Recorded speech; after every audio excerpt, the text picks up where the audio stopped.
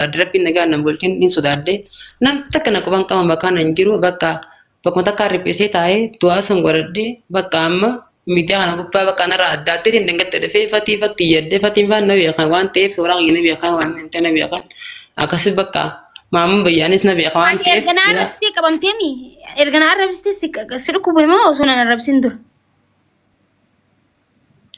Sin arrabsine maakkee. Haa isin arrabsinee maali xuluqna goote wayna hambistee rabbistuu aduutiti. Laala amma dhukkubsattee na arrabsineeti. Amma akka waan isin jeen beeku rabbi nan gaafata gaana. Ay wayin na arrabsitee na solleestee akka dinnichatti ana akkuma rabbiif hin jira malee Ayyee maakkee dhiifama ayyee maakkee dhiifama. Laakiin na keessummeessee maakkee ana baleessa keetii ma baleessni qabdaa na keessummeessee. dhiifama si goonaan bar way akka atin arrabsiteen bar si gargaarsu sagalee keetu sin dhaggeeffadhu gas darbaan garuu akka nama guddatti yaada. Maakkii teenya dhiifama na godhiin siin jee ilma namaa ni balleessaa rabbiin taane ilma namaatiin ilma namaa ni balleessaa dhiifama naaf godhiin siin jee. Si baraan sirra laaluu baannaan nu taa'ee si dhaggeeffatu jira baraan nama garaa laaftu dabar. Akka keetiitiin mana kiyyaa'u sun galchuu bar bulookuu si godheen jira akkaawuntii kana haarawaa walitti dhufne malee. Hayyee karaa dubbii gisee deebinuu rabbi si haa fayyisu. Taarra baadhiis namni fayyaa qabu namni waan hunda waliin jaara koon hin jiru jee. It's okay. Garuu rabbi si haa fayyisu amma eessa jirta? An amma Harariin jira bar. Mana yaalaa deemtee duba? Mana yaalaatti miti an bakka sheekaa achi na wallaananii duwaallee waraqaallee ka sheekaa sanillee godhadhe ragaallee ni qaba. Hojiittiin deebi'allee jeetiin hojiittiin deebi'eetiin ragaa kiyyallee qopheeffadhee kaayyadhee jira dokumentii godhadhee kaayyadhee jira. Maay dhukkubni kan okay du'aayi siif godhan sheekonni?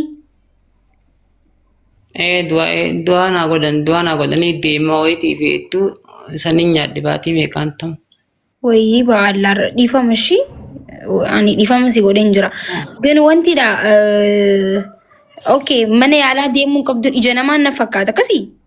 Mana yaalaatti miti lakkeeffa mana yaalaatti miti sana. Waan biraatti ni jira bara.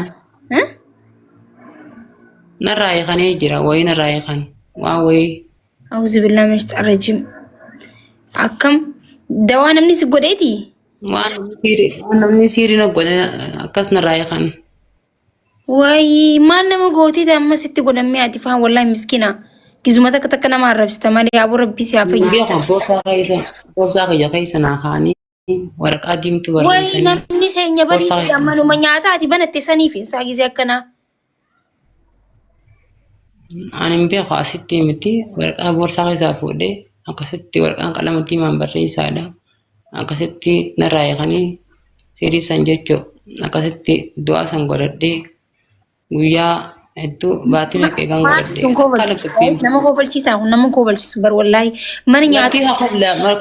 Namni kobleessaa koblu dhiisi dhaggeeffadhu laa dhaggeeffadhu maaliif namni ibiddi abbaan goobe. Qoy maybe akkan ani itti haasa'u jiru isaan kofalchiisu jiran isaanii beekte haasa'u kan beekumsa akkuma tokko I don't know maybe ana koflaa jiran sitti miti na dhaggeeffadhu amma dura mana nyaataa qaba guys Somaalee ta'us namaa dalaguus hin beeku garuu mana nyaataa itti qaba sheefa milawwaa isaa atiin gootu warri koomantii barreessitu jechuudha. Milawwaa jechuun fuula namaa fakkaatu bireedaa kana wallahi nyaata aynata beeka. TikTok kanarra fideen gorsiisu ture goobazii ture nama dalagatee jiraatu ture hunoo hamma dhukkubsate rabbi haa fayyisu.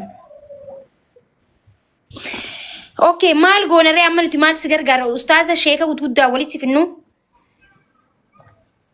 Ammaan tana xiqqeesho wama gartee ittiin jiraadde waa xiqqeesho gartee kana gargaarsiftu akkaawunti kiyya tokko mana gattafatiin fanna gargaaran sanitti laga xiqqeesho tokkoon dalagadhuu barbaada. Ta'ammaan tana fayyeetiin jira. Hojiin qabu qarshii takkaas hin qabu waan haramaatii jiraatiin dhaquus noolis hin qabu kanaaf hin barbaade. Rakkoon hin jiru laal ani hireen qooda rabbiiti jedhamaami waan danda'uun hin godha ati akkaawuntii keemaddu namni garaa laaffate namni si gargaaru barbaade.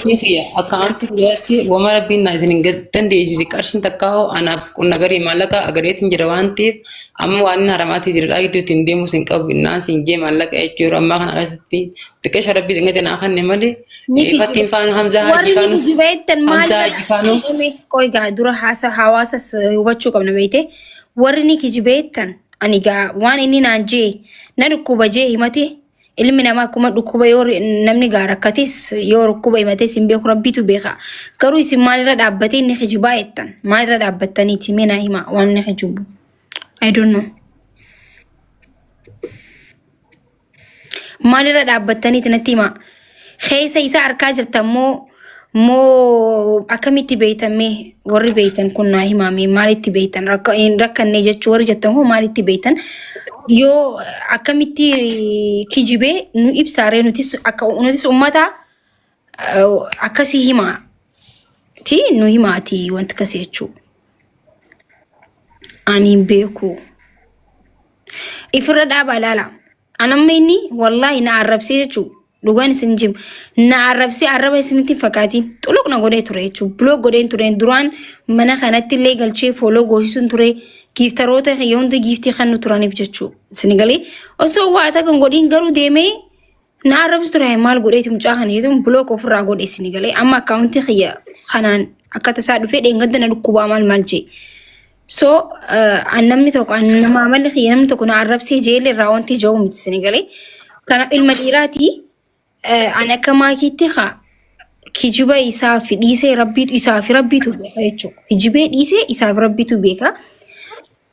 Ergana dhukkubaa rakkadhee jeemmoo waan looniitu waan makiinaa itti koran hin qabu jechaa jira. Yoo dandeessan gargaaru yookiin immoo dhiisudha. Oromoo koo dirqamaa miti waan rabbi isin laaffise maaliif qarshii 10 hin taane qarshii 5 hin taane waan dandeessan galchaa fi na dhukkuba erga jeefu gaa namni dhiiraa tokko gabbee yoo mucaan kun beekaaf illee jee rabbiin dhuga godhaaf jechuun namni tokko dhukkuba hin himatu rakkina yoo qabaate himata rakkadhee waan nyaadhu dhabee beelee jechuu irra wayya namni na dhukkubaa jechuurra because dhukkubni badaadha rabbiin alhamdulillah fayyaan waa kannu malee beelahuu fi dhabuu irra wayya dhukkubsaturra yoo dhabdee booruu dalagattee harkatta yoo dhabdee boru carraaqattee fiidii harkatte yoo dhukkubsattee immoo akkam harkatta reeteetii fuusu dhukkubaa harka namarra buute jechuudha bar kanaafuu waan dandeessan gargaara akkaawuntii keeymadhu listakka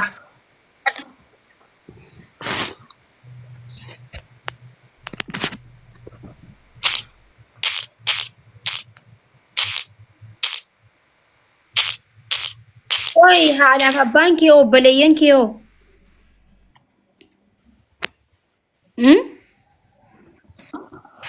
Wala akkaawuntii gala kaayatiin jirala.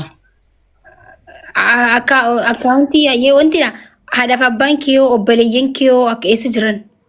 Ani maaki jalqabarraa eegalee ifumaafuu inni jiraachisaa ture. Ani obboleeyyan aadaaf hirpata aadaas isin qabu kaabbaas isin qabu ani ummaanti jennabicha dhalte abbaa kiyyaa jechuu obboleeyyan haadha takka abbaa takkaa hin qabu.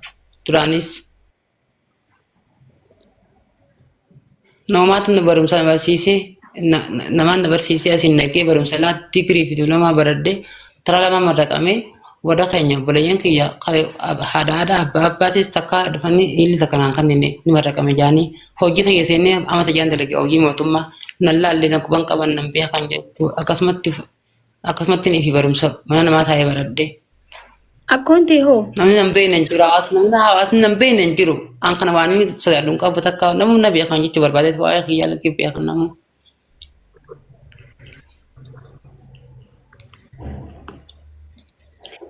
Kunoga hayyee akkaawuntii keeymattee bakka ani gaa koomantii tiktookii na jalaan gubina hayyee gaa rabbi si agargaaru kadandee rabbi si agargaaru shi hunu akkaawuntii kan kee fudhatan namni 2,000 keessaa immoo rabbi laaffise si gargaara rabbi si fayyisu akkasi.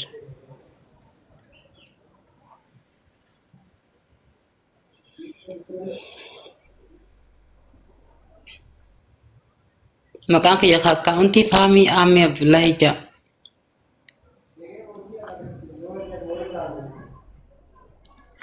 Hayyee bakka nagaan turi yaa rabbi si waliin haa jiraatu rabbi si haa fayyisu. Maakkee kishoo kan nama irraa dhaabbatan godhe kanaaf godhin garootu namni laakiin na gargaara Lengit tafatiin fana agasin na kaniti zala mana kanani akasin mallaqa fatiin guure mallaqa kasti na erge chira na erge. Duba dhengaddas gargaaramtee yoo ta'e gargaaramtee sana akkamitti goote? Namatu sanirraa cinaa namni waan irraa qabu suuraa kanneetiin jiraa fi kanaaf isaan kanaan jaan dalagaa sii bandanaan jaan Hamzaa Hajii faan Faatiin faan Hamzaa Sheebaa faan dalagaa sii bandanaan jaan waan itti galattu naan jaan dalagaa saniifuu si gargaarinaan jaaniitii rakkooti akkasitti maddee naas laalanii ati akkamitti qoyta? Ati liqii namaa bar gizee fayyaa namni gaafa dhukkubsate liqii yoo namarra namni sirraa qabaateewu dhukkuba kan keetiif namni liqii sirraan fudhatu maallaqa obsiree hin fixanne maallaqa namni sirraa yoo qabaateellee dhukkubsattee yoo jiraatte namni dhukkubsadhee hin qabu yoo namni dirqamaan siin fudhatu yoo dhukkubsatte ifiifuu namni suni itti yaala mijaanii yoo sii kannan liqii namaa ofirraa maa kabalta tokko lammaffaa hararraa dirree dhawaa deemuudhaa fi waan itti deemu dhabee itti dheengadda erga sii guuraniifuu harallee yoo sii guure liqii namaa itti kafaluutu deemtaa jechuudha ati itti yaalamuu deemtu. Maakii fitadhee wallaahi xiqqishoo ofirraa kabalee rabbinaan gaafata laakiin akkan anjaan Hamzaan faan amma waan xiqqishoo dalagaa ammatti galattu sii goonan anjaaniiti waliin naa qabanii sagantaa Hamzaa jekan anjii sagantaas. Ati amma si dhukkubeeti moo dalagaa waan itti dalagattu haquma himilaan haqaan natti tolaani. Ammaan kana ani na dhukkubee wayyaa'ee maakii naa dhaggeeffadhu na dhukkubee wayyaa'ee laakiin amma dalagaan dalagachuu barbaada. Ara dura na dhagee sin dhaggeeffadha dura na dhagee ana waan jechu jiru sin dhaggeeffadha bar amma haqa barbaanlaan haqa ati amma fayyaa guutuu qabdaa hin dhukkubsannee nagaa qabdaa garuu hasaartee maallaqa ittiin dalagaa eegalattuu barbaadda. Maakiina dhukkubee wallahi billahi warqaa si garsabtee mana wallahi laazii rabbii nagaa nama bulchina dhukkubee wallahi billahi fayyaanillee hin taphaddu wallahi. Okay, amma ati maal barbaadda? Amma uummatni kun maal akkasii godhu barbaadda? Ammaan tan afaniin barbaadu maakii dhaggeeffadhu amma wayyaa'ee miti dhaggeeffadhu namni mana mala ittee gisee qoonqoo nyaattee yookaan nama hirkattee jiraatu namni jireenya qaalaa jiru namni sinfatu ni beektaami an jireenya kan keessatti sodees naa beeka namni na beeku harargee guutuun na beekanii gaafadhu ni laa finfinnee kana guutuun na gaafadhu waan itti dalagaa na qaburraa jirurraa hin dalagadhaan jecha nama taa'u miti amma bakka waan takka ta'uu federallee haa taatu hin dalagadha jeetiin sammuu amma dalagaa jira gilliitiin nagadadha federallee waan taane ganama hin dalagadha jeetu amma waan kana si gaafadhe waan danda'an ana gargaaranii jeen.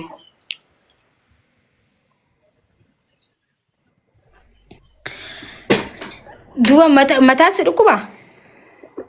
Amma mataan na wayyaa'ee maakii laakiin amma ilma namaatii miti nyaachuun barbaade dhuguun barbaade kiraan mana kiraatiin firaa ooluu barbaade akkasii kanaafu dalagaa xiqqoota kan dalagachuu barbaada hangaan qofatti haana gargaaranii dalagatti hin gabbee dalagaa takka. Mana kooteetii guddaa jira achi deemtee jiraattu kilaasii takka fudhattee? Mana wallahi maakii tanya wallahi billaa an waan siimaa miti amanaas hin qabu rabbiin nagaan nan bulchi warra tanya quban qabnu wallahi laazii maakii waan siimaa sittin kijibu na dhiise wallahi maakii rakkooti yan beektu bakkaati wallahi an raknya nan guddifne alattiin guddadhee fi barsiisee barumsa wallahi laazii. Waraanaa miti bara obboleessa waan sin beeku barsiitu kana. Alatti muddadhe barsiisee annan beekan akka godaanaatti muddadhe alatti barsiisee takkarraa eegalee shankoora godha muuza gurguraa waan gurguraa barsiisee. Maakii ettan. Oobis takka muuyit godha maakii dhiisima ettan dirqama nam tokko gargaarsisuuf maa obboleessa kiyyan taane qoradheetiin gargaarsu qaba booda waan hin taanetti hijiba yoo ta'e fakkeenyaaf hin jee hijiballee yoo ta'e yoo waan takkallee ta'e akkana goote maakiin namni booru qarshii takka yoo dhukkubsataan dhufee yoo qarshii takka namni gargaaru hin jiru bara. Waan hojjedhu keessatti qulqullina waan qabu gaafadhee qoradhee hojjedhan deemnu mana naachino namni dalagee mana madaam dalagee fidaa bar arrabsamee fidaa bar hay akkamii addansa maal taataniit guys rakkatu hin rakkannee miti namni kun gaafa rakkate waan adda addaa himateeti maallaqa barbaadame namni maallaqa bar ilmi dhiiraa tokko akkanumatti himiteera garuu sirriitti gaafachuun qaba nam tokko rakkadhee hojii hayyee akkaawuntii kee fi diyyaana itti mana kaanii si dhufe namni mana kana ni baqata kissan. Koi dhaggeeffadhaan kana dura bari 5G kana dura siitu mana nyaataa akka qabdus nan agarsiisee jireenya bareedaa akka jiraattus nan agarsiisee mana guddaa gibbii teenyaa kunoo kunis keenyatti mana gudguddaa kan agarsiisu turte live irratti walii ilaalu turreemi namni kaleessa ni qabaate jechuun immoo arran dhabu jechuun miti si miti tujjaarri addunyaan beeytu hasaaree guyyaa takka keessatti barandaa jala taa'ee ni kadhata maa dhabdee miti baran garuu manni guddaan sun ammadaan faamiliin keessanis faamilii gaarii yoo ta'e yoo manni akkooteetis jiraate as dhuftee kadhachuun hin barbaachisu achi deemtee jiraachuu hin dandeessaa garuu Soomaaliyaa jira yoo Soomaaliyaa jiraattee waan itti galtu dhabde immoo anuu namni tokko anuu akka maakitti waan itti galtu waan loonii san si erguun hin danda'a uummataan waliin dararru jechuudha. Sigalee garuu yoo dhugumaan immoo rakkattee dhukkubsattee waan nyaattu dhuguma waan nyaattu dhabde ummanni kana hawaasa irraa dhalatte si gargaaran. Sigalee waan xiqqoof jettee maqaa miidiyaa kanarratti maqaa of hin balleessinii jechuu barbaadeetti ilaalan. Wallahi rakkadde na dhukkuba rakkadde waan nyaaddu qabu rabbi naan qaafata bakka cibbuu biraaf rankaawu bakka rakkadde sin fuula kadhaa baddee miti islamallaa qabaadde ciiseetin isaa kana sikkillee lallaqu rafee hojiin qabayyee ganama sun biraaf isaa kana rafa laakiin har'aan tan rakkaddeetin jedha namni hararii bidirdaa jiru haa godhaa jiru kanan beenen jiru hojiin qarshii humsa gal nyaaddu gadi lakkisna dhukkubeetti biyya haa gadi lakkifne san gubbaanis maallaqin qabu dhugaan siima wada kanyaas mana isaaniitti mana kiyya manan qabu qobaadha waa takkan qabu maaki sitin kijibuan makasin balleessuan namasin sodaadduan na beetaami namaan sodaadduan kijibaa sin beekuan tijoo sin beeku dubbii hawaasa kijiba kana jirutti namni humti na beekan namni nan beekne hin jiru takka ala gabbee hin beeku takka ala gabbee hin beeku takka ala gabbee hin beeku rabbi naan gaafata mana isaan ciisaa ala mana isaan rafaa ala bula ala ficaan bicha fin gabba ficaan salata fin gabba gadimpo kana ji bikata ka gadimpo wallahi me isalta garajani me nan takka wallahi amma ta komante latti olne ite gafatta fakat nagalan san